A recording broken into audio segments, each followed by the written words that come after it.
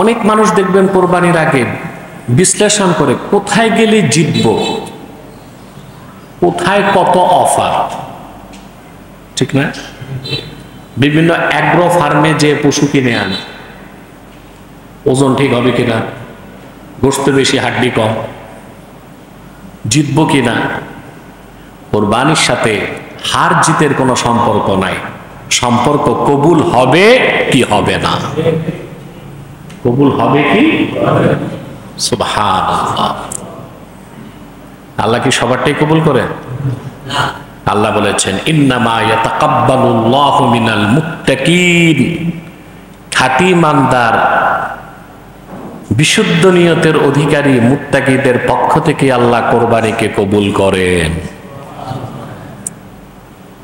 জবান খুলে পড়েন সুবহানাল্লাহ।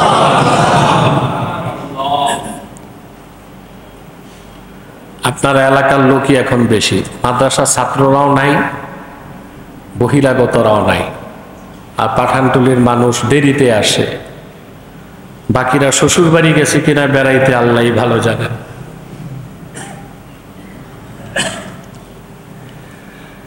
আল্লাহ কারীম। হযরত ইব্রাহিম আলাইহিস সালাম একটি দুইটি নয়, অসংখ্য পরীক্ষা দিয়েছে। তার চূড়ান্ত পরীক্ষাই ছিল কোরবানি। আর ইব্রাহিম আলাইহিস সালামের সন্তান হিসেবে সেই কোরবানি আপনি দিচ্ছেন, এর থেকে বোঝা যায় এটা কত আযীম ইবাদত। আল্লাহ তাআলা কোরআন কারীমে বলেন وَإِذِ ابْتَلَى إِبْرَاهِيمَ رَبُّهُ بِكَلِمَاتٍ فَأَتَمَّهُنَّ قَالَ إِنِّي جَاعِلُكَ لِلنَّاسِ إِمَامًا قَالَ وَمِنْ ذُرِّيَّتِي قَالَ لَا يَنَالُ عَهْدِ الظَّالِمِينَ।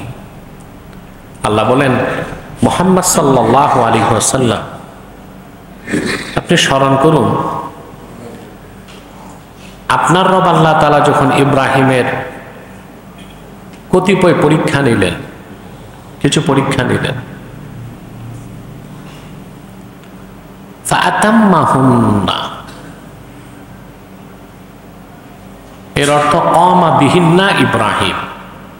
আল্লাহর পক্ষ থেকে প্রত্যেকটি পরীক্ষা হযরত ইব্রাহিম দিলেন অটল অবিচলভাবে, নিখুঁতভাবে, এবং প্রত্যেকটি পরীক্ষায় তিনি উত্তীর্ণ হলেন। বলেন সুবহানাল্লাহ।